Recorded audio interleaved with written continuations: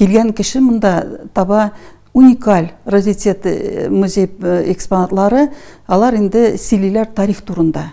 Мына мен сезгә күрсәтергә келем инде беген бер шундый экспонатны 50 ел тасырга ясалган булган шикәрдән шундый матур Кремль. 50 еллык тарихны саклаучы экспонат ничек шәһәр музеена килеп эләккән? Хәзер аны яңартып ясарга мөмкинме? Без реставрациягә биргә келәдек ул Кремльне ясап биргезәр безгә матур иттереп дип, сохранив его инде как в первоначальном виде. Но юк, технологиясы онытканнар. Аны инде шикәр заводында музей булган дип уйлыйбыз инде без. Шул музейда булган, анасын инде Исаак Львович Сандлер аны үзебезнең төбәк музейга күчергән.